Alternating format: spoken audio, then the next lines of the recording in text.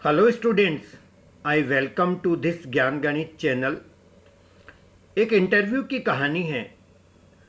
Interviewer ने क्या किया, एक ट्रे के अंदर दो चाय के कप रखे हुए थे और बीच में कुछ रुपए रखे हुए थे।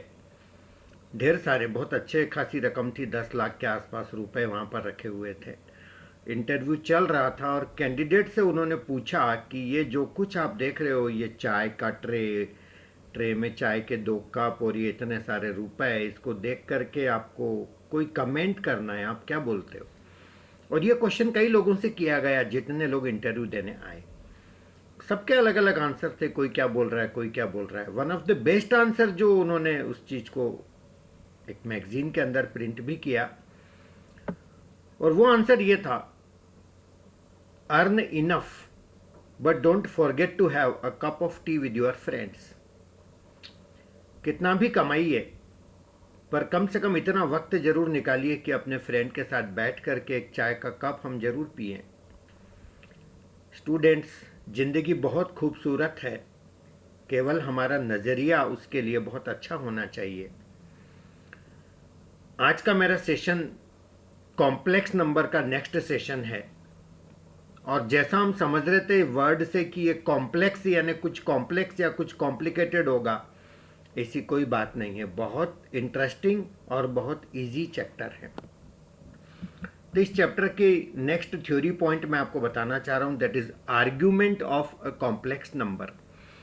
कोई भी कॉम्प्लेक्स नंबर बस वो जीरो नहीं होना चाहिए, और यदि उसको हम ग्राफ पे रिप्रेजेंट करें, जैसा कि मैंने शायद पिछली बार भी आपको बताया था, तो उस कॉम्प्लेक्स नंबर को यदि अपन ग्राफ पेपर पे रिप्रेजेंट करते हैं, तो मैं आपको एक फिर से बता देता हूँ, 3+2i। सपोज ये कॉम्प्लेक्स नंबर है और आप इसको ग्राफ पेपर पे यदि आपको होती, ये हमारा रियल वाला एक्सिस होता है, ये मेरा इमेजिनरी एक्सिस होता है। तो ये मेरा 3,2 इसका पॉइंट कहलाएगा। ये रियल पार्ट ले लो, ये इमेजिनरी के साथ वाला ले लो, 1 2 3 1 2, और ये मेरा पॉइंट, ये मेरी वो लाइन, ये मेरा complex number z equal to 3+2i। तो इसका ये आर्गांड प्लेन में रिप्रेजेंटेशन है। Is that clear? और ये एक्स एक्सिस की इस लाइन के साथ, यानी कि ये रियल एक्सिस के साथ जो एंगल मेरा बना रहा है थीटा, उसी को हम लोग यहाँ पर आर्ग्यूमेंट बोलते हैं। मैं इसी की बात कर रहा था। अब सपोज करिए कॉम्प्लेक्स नंबर आपका फर्स्ट क्वाड्रेंट में है, वो यहाँ भी हो सकता है, यहाँ सेकंड क्वाड्रेंट में भी हो सकता है। ये वाला मेरा सेकंड क्वाड्रेंट है, ये वाला मेरा थर्ड क्वाड्रेंट है, ये वाला मेरा फोर्थ क्वाड्रेंट है। Is that clear?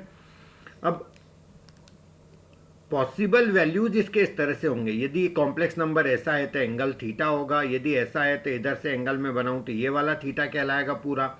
यदि मेरी लाइन यहाँ आ जाएगी तो ये थीटा बन जाएगा, और ये आ जाएगी तो ये इतना बड़ा थीटा बन जाएगा। तो यहाँ पर मेरा थीटा 0 से 2π के बीच की रेंज में लाई करता है, और यहाँ पर मैं थीटा को क्या बोलूँगा? आर्ग्यूमेंट। Is that clear? अब आर्ग्यूमेंट को रिप्रेजेंट करने के तो और भी कई तरीके हो सकते हैं। यहाँ पर मेरा इंटरवल कितना लिया मैंने? 2π का लिया। Is that clear? अब कोई बोले नहीं, हम तो इस एंगल को ऐसे मेजर करेंगे, यहाँ से घूम करके इधर आकर के इतना बड़ा ले लेंगे, तब भी तो एंगल यहीं पे बनेगा। ठीक है, लेकिन मैं जो आपको सिखाना चाह रहा हूँ वो यहाँ पर मेनली जो है वो हमको सीखना है, दैट इज प्रिंसिपल आर्ग्यूमेंट। अब इसी चीज को हम इस तरह से लेंगे कि ये थीटा एंगल है मेरा, ये फिर सेकंड क्वाड्रेंट है, वही सारी सिचुएशन मैंने यहाँ पर दे दी है। लेकिन हम यहाँ पर क्या कर रहे हैं कि ये थीटा बोल दिया मैंने। यदि ऐसा है सेकंड क्वाड्रेंट में तो ये थीटा ले लिया, और यदि थर्ड क्वाड्रेंट में है तो बजाय मैंने वो वाला एंगल लेने के, मैंने अब की बार ये वाला एंगल नहीं लिया। वो 180 से ज्यादा हो रहा था तो मैंने इधर नेगेटिव साइड से ले लिया। तो जरूरी नहीं कि अपन इसको ऐसे मेजर करें, हम इसको माइनस थीटा भी बोल सकते हैं। ठीक इसी तरह से यहाँ से मैं यदि इतना बड़ा मेजर करता हूँ तो ये अलग हो जाएगा, तो ये मैंने माइनस थीटा ले लिया। यानी कि यदि हम थीटा को -π से +π के रेंज में रहने देते हैं तो उसी थीटा को हम बोलेंगे प्रिंसिपल आर्ग्यूमेंट, और only argument if nothing is given और स्पेसिफाइड। कुछ भी नहीं बोला, आर्ग्यूमेंट ही बोला, मतलब अंडरस्टूड है, हमने ये मान लिया -π से +π के बीच में। Is that clear? चलिए आगे बढ़ते हैं। Method to find argument. अब आर्ग्यूमेंट कैसे फाइंड करेंगे उसकी मेथड्स मैं आपको सिखा रहा हूं। पहली step, write the complex number in the form z equal to a plus i b. यदि इस फॉर्म में पहले से है तो बहुत ही खुशी की बात है, और नहीं है तो फिर आपको ऐसे फॉर्म में लेके आना है। सेकंड पॉइंट, कैलकुलेट अल्फा, फिर आपको अल्फा एंगल निकालना है using tan alpha equal to B upon A का मॉडुलस, यानी कि ये पॉजिटिव वैल्यू आएगा ऑलवेज। इसको सॉल्व करके आपको अल्फा लाना है। Next step, calculate argument theta, argument का सिंबल दिया हमने theta, by using the following. यदि हमारा कॉम्प्लेक्स नंबर इस वाले क्वाड्रेंट में है तो हमारा थीटा अल्फा के बराबर लेंगे, यदि इस वाले क्वाड्रेंट में तो हमारा थीटा पाई माइनस अल्फा लेंगे, यदि इस वाले क्वाड्रेंट में तो हमारा theta pi alpha minus pi लेंगे, और यहाँ पर थीटा माइनस अल्फा के इक्विवेलेंट लेंगे। Is that clear? अब ये आपका क्वेश्चन है, find argument of the following complex numbers. अब मैं यहाँ पे सिखा रहा हूँ आपको आर्ग्यूमेंट कैसे फाइंड करना। अब जैसे मान लीजिए स्टेप 1, जैसा कि मैंने सिखाया था, ये पहला वाला क्वेश्चन हम सॉल्व कर रहे हैं। स्टेप 1 के अंदर सबसे पहले z equal to complex number को -1 माइनस आई रूट 3, तो यहाँ पर a इक्वल टू कितना हो गया -1, b इक्वल टू कितना हो गया -√3, i का जो कोफिशिएंट है वो b है, और ये मेरा रियल पार्ट है -1। स्टेप 1 हो गई। स्टेप 2 के अंदर मैंने क्या बताया था, स्टेप 2 के अंदर मैंने ये बताया था कि अल्फ़ा कैलकुलेट करना, क्या यूज़ करना, tan alpha equal to B by A, तो tan alpha equal to modulus of B by A, यानी कि मॉडुलस ऑफ बी की जगह -√3, ए की जगह -1, माइनस माइनस कैंसल, तो ये फाइनली कितना आ गया √3, और टेन अल्फ़ा यदि मेरा √3 है तो अल्फ़ा मेरा आ जाएगा π/3। Is that clear? अब ये मेरा अल्फ़ा हो गया। अब स्टेप 3 के अंदर हमें डायरेक्ट पता चल जाएगा आर्गुमेंट कितना है, यानी कि मेरा थीटा निकल जाएगा। अब सबसे पहले ये देखो, इस ए और बी से डिसाइड करो कि कौन सा क्वाड्रेंट है ये, कौन सा क्वाड्रेंट है ये, ए निगेटिव मतलब ये इस साइड, और बी भी निगेटिव मतलब ये, यानी कौन सा क्वाड्रेंट है ये, थर्ड क्वाड्रेंट है।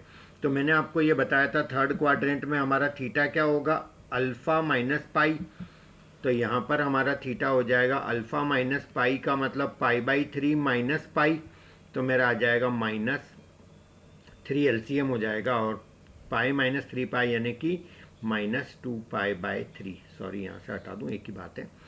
तो ये आपका -2π/3 क्या आ गया, आर्ग्यूमेंट आ गया इसका।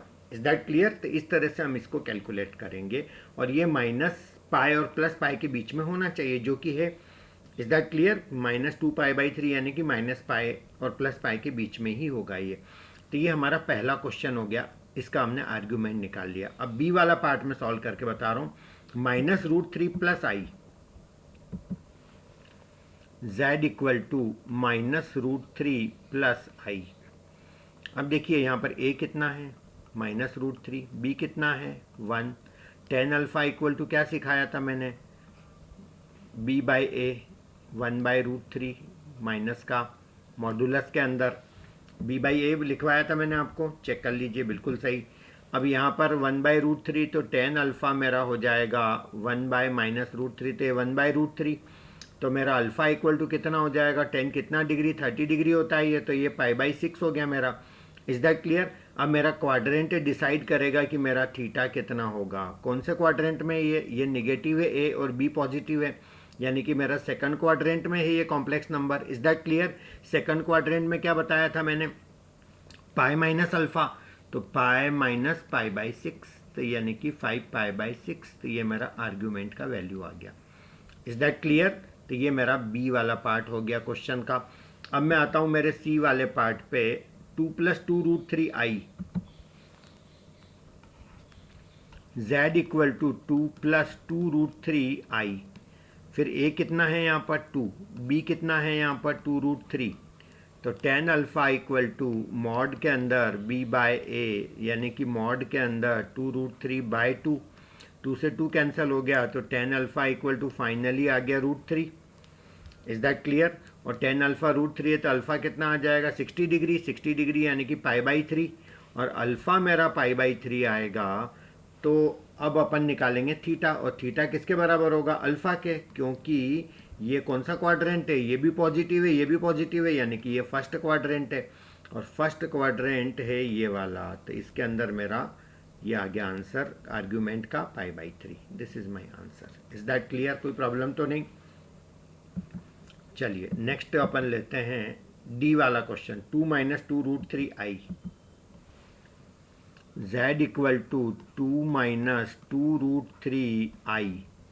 अब a का वैल्यू कितना है 2, b का वैल्यू है -2 √3, तो ये मेरा a हो गया, ये मेरा b हो गया। अब अपन वापस से लिखेंगे tan alpha equal to mod के अंदर b/a यानी -2 √3 डिवाइडेड बाय 2, तो ये 2 से 2 भी कैंसिल, तो ये फाइनली आ गया √3। और tan अल्फ़ा यदि मेरा √3 है तो अल्फ़ा इक्वल टू आ जाएगा मेरा π/3, क्योंकि tan 60 डिग्री √3 होता है। बस अब थीटा निकालना है, और थीटा प्योरली डिपेंड करेगा क्वाड्रेंट पे। तो ये मेरा a है पॉजिटिव इस साइड और b है मेरा नेगेटिव इस साइड, तो मेरा क्वाड्रेंट आ गया फोर्थ वाला। और यहाँ पर अल्फ़ा लेते हैं और यहाँ पे क्या लेते हैं माइनस अल्फ़ा लेते हैं, याद है ना। तो मेरा theta equal to minus alpha हो जाएगा, यानी कि -π/3। ये मेरा आर्ग्यूमेंट हो गया। Is that clear? तो ये मेरा डी वाला पार्ट भी हो गया क्वेश्चन का।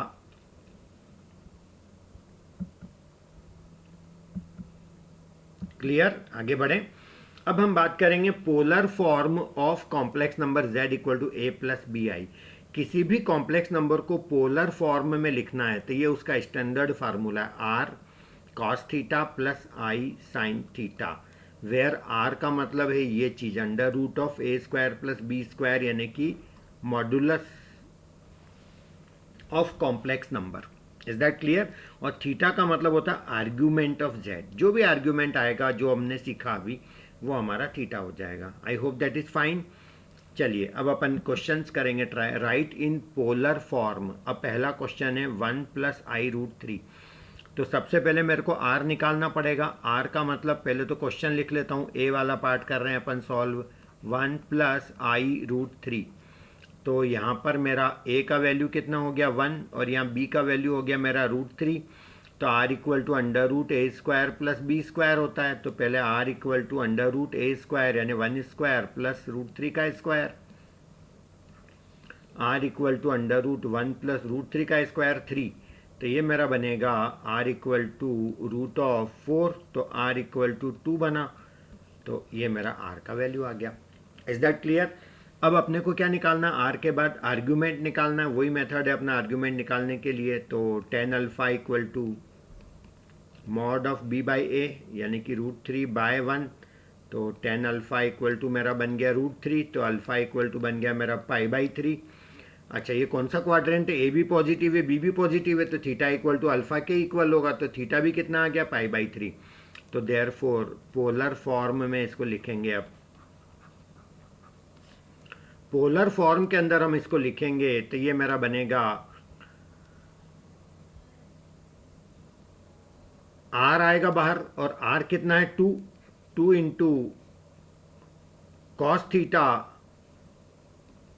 Plus i sin theta. ये हमारा आंसर आ गया। थीटा की जगह π/3 cos theta plus i sin theta, ये हमारा पोलर रिप्रेजेंटेशन हो गया। अब ये जो b वाला क्वेश्चन है -16/1 + i √3,